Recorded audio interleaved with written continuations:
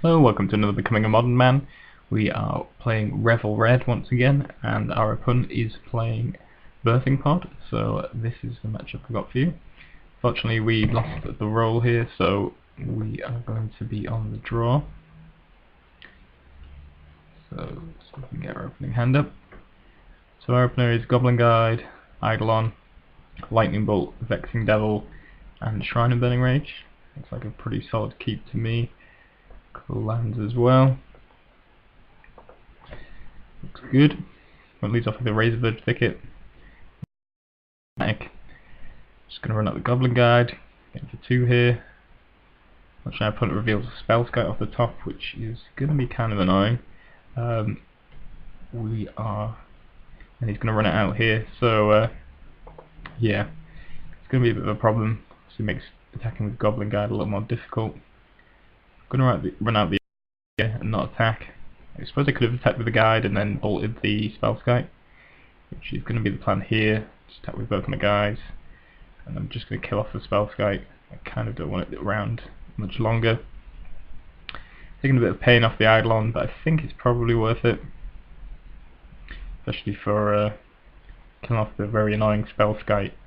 And Mog Fanatic is worth a bit more than 2 damage, I imagine.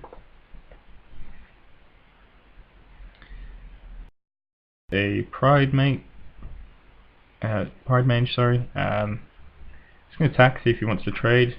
Doesn't look like he does. Reveals a Birthing Pod off top, which is obviously a little bit scary. But not in the worst position here. Still think we're doing pretty well. We also drew another Eidolon, which seems nice. And if we're going to get all these creatures down, these going to be able to put quite a bit of pressure on. Doesn't take the 4 damage, leaves Vexing Devil on board, and Eidolon also gets to resolve. And there's a Revel Arc, which is somewhat annoying. I actually forgot about the Spell Scout in his yard, so I decided to attack with everything. Annoyingly, he's going to actually be able to get back the Pride Mage and the Spell Scout here when he blocks the Vexing Devil and the Eidolon. So maybe attacking wasn't the best of ideas there. I was thinking he was only going to be able to get the Pride Mage back, but I forgot about the Spell Scout, which is a nuisance when it comes back. We also reveal a Scavenge on the top of his library, thanks to the Goblin Guide, which is definitely not good news, particularly after we've just put a lot of cards into the graveyard. So he's going to start eating up our Eidolons out of the graveyard, making a pretty huge Scavenge. And yeah, pretty big mistake, I think, that attack. The Scavenge would be considerably less good if we hadn't just traded off a lot of guys, and bringing back Spell Scout is a real pain. Still not a lost cause though. We still could win it out here. There's Birthing Pod, and he's still not attacking, so it's certainly in our favour. And another Grim Lavamancer. Managed to get our opponent down to 5, but he's going to sack, get a Pontiff, going to ping and activate Grim Lavamancer once more, but puts our opponent to 2. He can then gain just enough life to survive this Rift Bolt that's coming down. So yeah, just out of reach. If we draw a burn spell, we could have won there. But unfortunately, we draw Copperline Gorge, and obviously he's going to be able to Birthing Pod away creatures and then eat them with Scavenging Ooze. So things get further and further away as time goes on, and obviously this is quite the beater now, and there's not much we can do about it. So yeah, I think a few mistakes were made, but we actually did come pretty close, but sadly not close enough to winning this one. Our opponent drops the Finks as well, just to add insult to injury. So yeah, I think maybe if we played that one better, we might have been able to eke out a win, but came very close. regardless. So that was good. Let's see if we can go to game 2. We're going to play here Grim Lavamancer, Relic and Destructive Revel, which I've brought in from the sideboard, as well as Rift Bolt. Just going to lead off with the Lavamancer. Leads off with a Birds of Paradise. I'm going to Fork Bolt it, crack a fetch, and spend Rift Bolt. I get to attack for 1 with my Lavamancer. Cracks there, fetch, gets the Swamp, and Shriek Maws away the Grandmaster. It's unfortunate, our hand is a lot less exciting now. Draw a Goblin Guide though, which is pretty nice. We get to attack for 2 here. Unfortunately, our opponent reveals a Kitchen Finks off the top. It's not the best, but we do have a Relic that will be able to prevent it from persisting at the very least. But we can do without it. Unfortunately, our opponent's a little bit stuck on lands and ends up having to run out a wall of roots. Unfortunately, we can't kill the wall, so we're not going to be able to do a great deal. And until he plays a Birthing Pod, we can't use Destructive Revelry. So we don't particularly want him to pay a Birthing Pod either. He's going to pay 2 life for it. I'm going to play Sphinx. I'm going to use the Searing Blood here, and then crack the Relic. The Relic could be useful in future, but I just think with the current hand we would rather get things going and draw the card off the Relic. So that's what I went for. Essentially a slightly risky play, but I think we really could do with the extra card draw here before he draws some more life gain cards. So Mogfanatic Lightning Bolt is not the best, but we are getting pretty close to killing our opponent. He's down to 7. Just going to play out the Mogfanatic. Opponent casts a Birthing Pod, not paying any life, and then doesn't activate it with the Wall of Roots like he could have done. Presumably a little bit scared about going down to 5, but this actually works out really well for me because I can blow up the Birthing Pod with Revelry, and that's him dead basically. I can take 1 here, and then Lightning Bolt plus Sack Fanatic kills him off. So yep, managed to pick up the win there, which was nice, and our opponent didn't really manage to get going, so worked out well for us. Let's go on to game 3. So this is our opener. Fnatic Guide, Searing Blaze, Lightning Bolt. Not the most amazing of hands, but I don't think we particularly want to mulligan it. Gonna lead off with Mountain, 2 Goblin Guide. Keeping the fetches in hand because they help Searing Blaze. Takes quite a bit of pain cracking 2 fetches into Temple Guide untapped.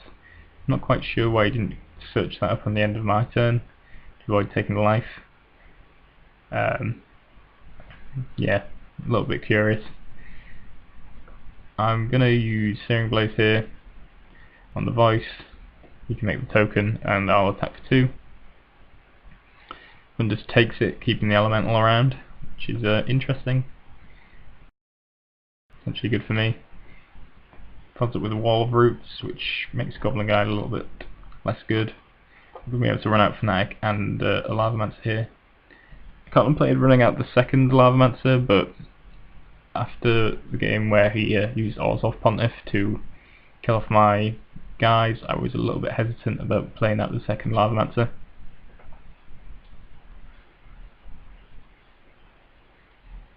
So our opponent goes fetch, uses Shriek Lavamancer. It's annoying. Maybe I should have played out the second one. That way I would have had an active one next turn. But I think the line of play turned out to be okay.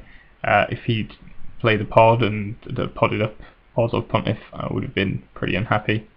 So yeah, I think that was reasonable. Here, Scavenging Ooze, we don't really want to see.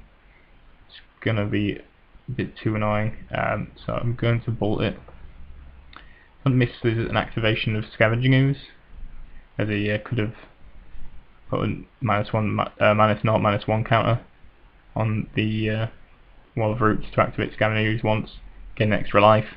The Ooze would still die, but the 1 life seems pretty relevant, and as I don't have any 3/3, taking the extra counter on Wall of Roots doesn't seem all that relevant. This line I think is good because we just drew that Goblin Guide, and that way we can actually do a reasonable attack here. We might deal no damage, but at the very least we're going to get rid of his elemental token, which seems pretty good. So we'll bop off the top. He blocks one of the guides with Wall of Roots, and then the other guide with a with the voice token. So they trade. There's a Spike Feeder, which is interesting. Might be on Angel Pod. Annoyingly, this can gain him 4 life at a moment's notice, so it's not the best for us, but draw Eidolon, which puts some pressure on our opponent and his life total, which is good, and we also got active Grim Lavamancer, so we're going to activate that end of turn, put it down to 6. I'm going to run out the Shrine of Burning Rage also, again putting more pressure on our opponent. We need to find an answer to these things, and also playing anything that's under 3 mana is going to hurt him, so I feel like we're in a fairly good position. I mean, Spike Feeder is a little annoying, as it is going to gain him a bit of life, but I still think we're in a fairly winning position. Our opponent plays a Pontiff, which is again annoying. It's going to kill off our Lavamancer, but I think, yeah, what we do here is we sack the Fanatic, and then I targeted the Spike Feeder, tried to kill it off. I don't know if that was the right thing or not, but I think my thinking was that would open up some better attacks for me and potentially allow me to actually start attacking my opponent, which seems good. It also forces him to remove the counters and gain the life now. Not that that is particularly relevant, but at the very least it stops him sort of comboing off or what have you. So yeah, I think it might have been the right thing to do. I think I can defend tagging the Spike Feeder there rather than going to the dome, but I suppose there's arguments either way. Unfortunately, my opponent misclicked and didn't end up taking the counters off the Spike Feeder, so conceded. But I think we probably had this game in the bag. I mean, he had to find an answer to Shrine, most probably. I mean, it's only going to tick up. We still had fairly good attacks. The following turn, going to be able to get in for 2 or just kill the Pontiff, I suppose, but yeah, that seems pretty good for us.